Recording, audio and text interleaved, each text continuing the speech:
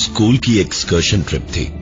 Class 11th का पूरा batch घूमने के लिए पास के ही एक फोर्ट में गया था। रात को वहीं कैंपिंग भी होनी थी और अगली शाम वापसी।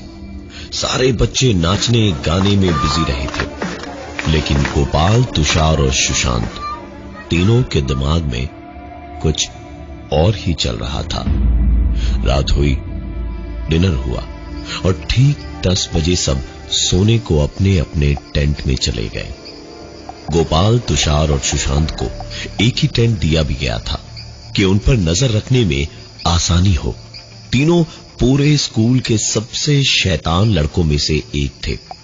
तीनों ने मौका देखा और तकरीबन 12 बजे हल्के हल्के कोहरे में टेंट से एक के बाद एक बाहर निकले और सीधे छुपते छुपाते भागते हुए फोर्ट के अंदर पहुंचे।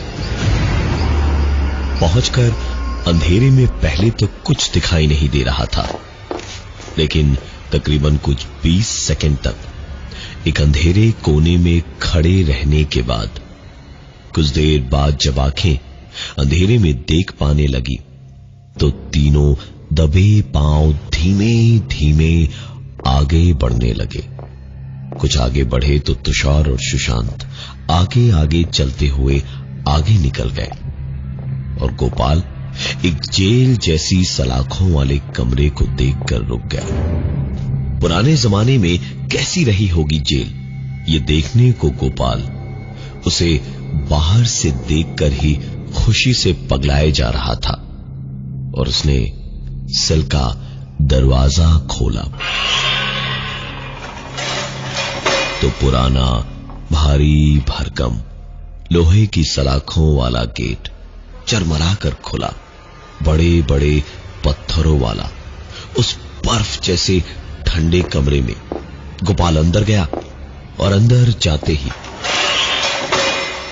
पीछे से गेट अपने आप बंद हो गया। गोपाल गेट की ओर दौड़ा उसे खोलने के लिए और काफी कोशिश के बाद भी जब दरवाजा नहीं खुला तो गोपाल लगा चिल्लाने, तुषार, सुशांत, मजाक बंद करो, बस करो यार, खोलो ये गेट, अब अंदर बहुत ठंड लग रही है यार। गोपाल बोल ही रहा था जब एकदम से अचानक ही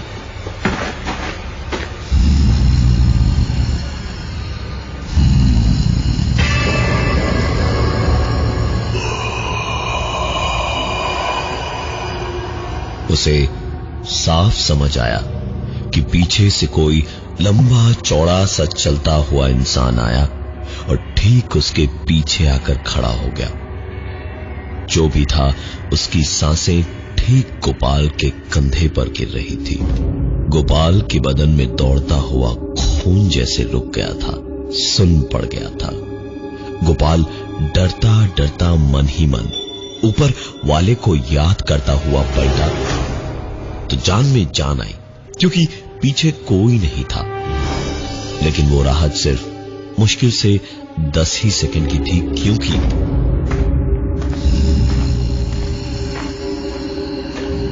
जो कुछ भी था वो दूर सेल के एक कोने में चला गया। गोपाल एक बार फिर पूरी हिम्मत जुटाकर दरवाजे को खोलने की कोशिश करता हुआ चिल्लाने लगा, तुषार, सुशांत भाई, प्लीज मजाक बंद करो यार, तुम दोनों भाई दरवाजा खोलो, प्लीज निकालो मुझे यहां से।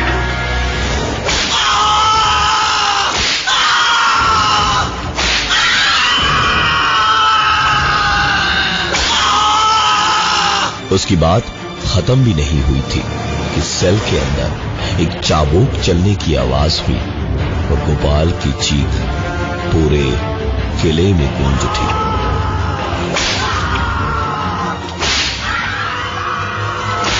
चाबुक चलती जा रही थी और गोपाल की चीखों से पूरा किला रात के इस सन्नाटे में अब कांप रहा था।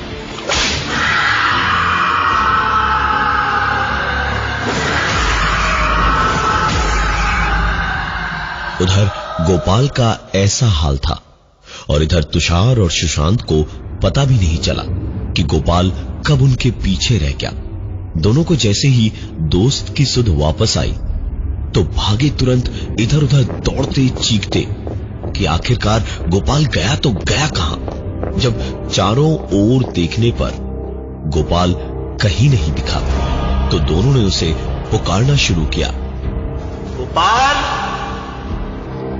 गोपाल, गोपाल, गोपाल, गोपाल, कहाँ है तू? दोनों गोपाल को पुकार के बस एक ही चीज की उम्मीद में थे, वो उन्हें तुरंत ही मिला, उनकी आवाज का जवाब, लेकिन बहुत धीमा सा, वो भी कहीं दूर से। अरे मैं यहां हूं, किले की छत पर। तुषार और सुशांत दोनों की जैसे जान में जान आई।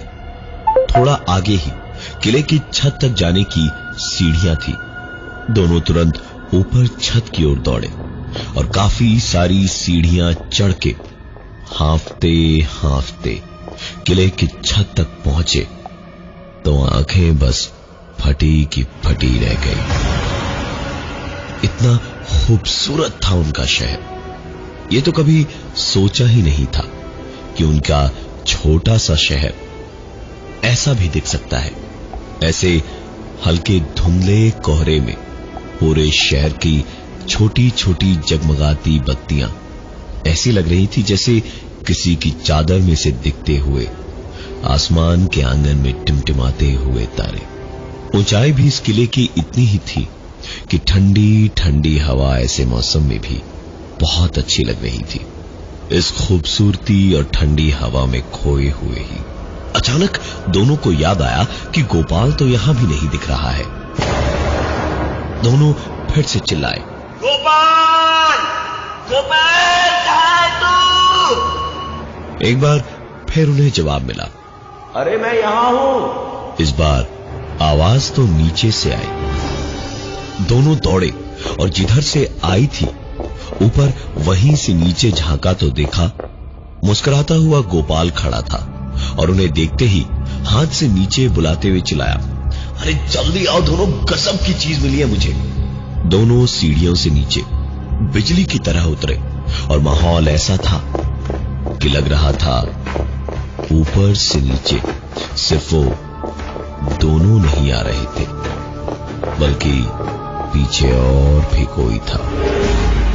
घबराते हुए तुषार बार बार पीछे मुड़ के देखता हुआ ही उतर रहा था जब अचानक तुषार और सुशांत दोनों को एक साथ कुछ सुनाई दिया। तुषार, सुशांत, बचाओ मुझे, अरे कोई निकालो मुझे यहां से, अरे कोई निकाला मुझे यहां से, तुषार, सुशांत, बचाओ मुझे। चीखों का पीछा करते हुए जब दोनों एक कमरे तक पहुंचे तो जो देखा उस पर यकीन करते तो अभी तक जो देखा था वो गलत साबित होता, और अगर ना करते तो शायद दोस्त को खो बैठते, क्योंकि उनके सामने उनका दोस्त गोपाल, जो थोड़ी देर पहले उन्हें छत पर से आवाज दे रहा था और फिर उन्हें नीचे की ओर दिखाई दिया, वो जंजीरों में बंधा हुआ जेल की कोठरी में पड़ा मदद को चिल्ला रहा था और उसके पूरे बदन पे काफी जख्म भी थे। गोपाल को ऐसे देखकर सुशांत और तुषार की तो जैसे हड्डियों के ऊपर खाल के नीचे चींटियां रेंगने लगी थी। तुषार के पास एक छोटी टॉर्च थी जिसमें बैटरी बहुत कम बची थी। उसी को निकालकर आस-पास देखा तो एक मोटी सी जंग लगी चाबी दिखी। हो न हो ये इन बेड़ियों की चाबी ही थी। तुरंत वो बेड़ियां खोली और गोपाल को अपने पीछे पीछे लेकर बाहर की ओर भागे। भागते भागते सुशांत और तुषार तो आगे निकल गए। गोपाल पीछे धीमे धीमे लंगड़ाता हुआ आ रहा था और बाहर निकलते ही तुषार और सुशांत ने एक आवाज सुनी, अबे तुम दोनों कहां खो गए थे? मैं कब से तुम दोनों को यहां ढूंढ रहा हूं। चलो वापस चलो, पकड़े गए तो सस्पेंड होंगे इस बार। गोपाल उनके ठीक सामने खड़ा था और वो बिल्कुल ठीक था। सुशांत और तुषार ने सामने गोपाल को देखा और फिर डरते डरते धीरे धीरे पीछे की ओर वापस मुड़े। पीछे थोड़ी देर पहले जो गोपाल उनके साथ आ रहा था वो अब उनके पीछे नहीं था। दोनों ने गोपाल से कुछ नहीं कहा, बस सुशांत ने कहा, हाँ चल निकलते यार। इतना कह के सुशांत गेट की ओर जाने लगा तो गोपाल ने कहा, अबे इधर मेन गेट से जाकर मरवाएगा क्या मेरे बाप? किसी ने देख लिया तो सस्पेंड हो जाएंगे, उधर से रास्ता है, चल। तीनों गोपाल के बताए रास्ते पर उसके पीछे पीछे निकल पड़े और तकरीबन 500 मीटर जाकर उन्हें एक गेट दिखाई दिया। गेट देखकर सुशांत और तुषार के पैरों में जैसे पंख लग गए थे। दोनों गोली की तरह गेट की ओर दौड़े तो बड़ी तेज, लेकिन दोनों को गेट के पास पहुंचकर एक झटके से खुद को रोकना पड़ा, क्योंकि उस किले के चारों ओर 50 फुट गहरी और तकरीबन 30 फुट चौड़ी खाई खोदी हुई थी और किले की खाई को पार करने के लिए जो लकड़ी का बड़ा सा दरवाजा पुल की तरह इस्तेमाल होता था वो सिर्फ मेन गेट पर था। और मेन गेट से निकलने का मतलब था कि इतना सब कुछ जिस किले में हुआ था उसको पूरा अंदर से दोबारा पार करना, जो करने को तीनों में से कोई तैयार नहीं था। डर का ऐसा आलम था तीनों के दिलो दिमाग में कि तीनों वहीं एक कोने में दुबक कर बैठ गए, जहां बैठे बैठे ही उन्होंने काफी देर के बाद एक आवाज सुनी और हल्की हल्की रोशनी उन्हीं की ओर आती हुई दिखाई भी दी। एक आदमी एक हाथ में लालटेन, एक में लाठी और कंबल ओढ़े हुए उन्हीं की ओर आ रहा था।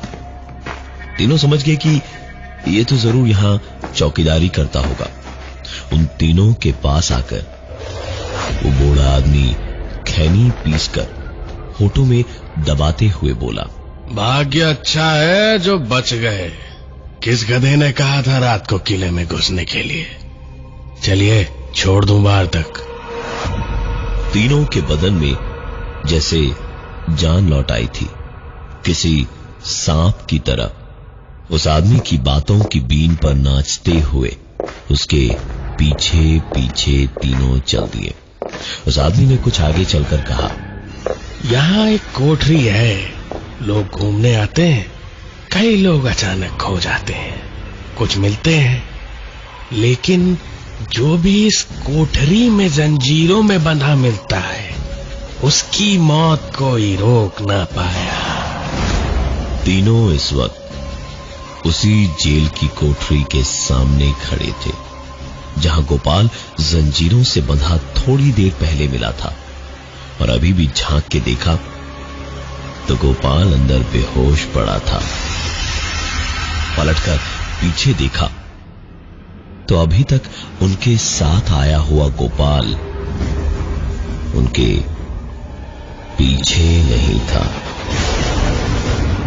सुशांत और तुषार गोपाल को देखते ही उसके पास दौड़े और उसके हाथ पैरों से जंजीरें खोल के उसे किसी तरह झकझोर कर बेहोशी से जगाया। तो गोपाल अपना सर पकड़े हुए था और इधर उधर घबराते हुए देखने लगा। वो चौकीदार उनसे बोला कि अभी वो लोग वहीं रुके रहे उसके साथ, सवेरे उजाला होते ही वहां से निकलकर भागे। उन तीनों को भी ये बात सही लगी।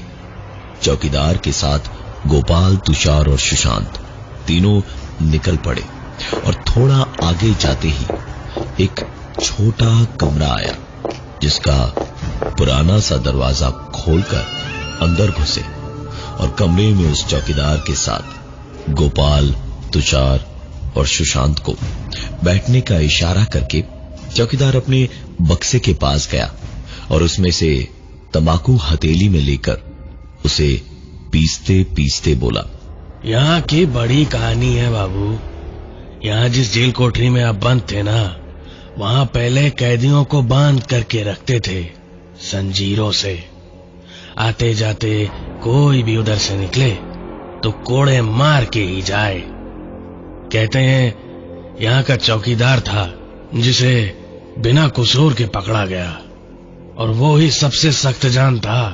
1 महीने तक अपनी बेगुनाही की बात चीख चीख के कहता रहा, लेकिन किसी ने सुनी नहीं, और फिर वो मर गया। उसी की आत्मा है जो पकड़ लेती है किसी को भी जो उस कोठरी के पास जाता है, और एक बार अगर बेड़ियों में बांध दिया मतलब मौत पक्की।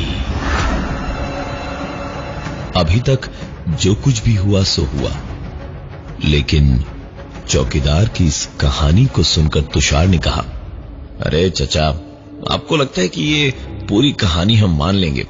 और अगर ऐसा है भी तो गोपाल तो जिंदा है अभी। चौकीदार ने अपना तंबाकू होठों में दबाते हुए रगों में दौड़ते गर्म खून को बर्फीला सर्द बनाने वाली आवाज में कहा, इसीलिए तो यहां तक लाया हूं। ये सुनकर एक पल को खून सचमुच जैसे जम ही गया था रगों में, लेकिन फिर जिंदा रहना था। तीनों के तीनों उठकर भागे वहां से, और भागते भागते ही तुषार और सुशांत जब मेन गेट के पास पहुंचे तो पीछे से आ रहे गोपाल की एक चीख सुनाई दी। दोनों पलटे, उनकी आंखों के सामने गोपाल को घसीटते हुए वही चौकीदार धीमे धीमे वापस किले में ले जा रहा था। तुषार और सुशांत गोपाल को बचाने पीछे वापस भागे, और भागते भागते आखिरकार दोनों गोपाल की चीखों के पीछे पीछे उसी जेल की कोठरी के पास पहुंचे, और अंदर से आती आवाजों को साफ साफ सुना।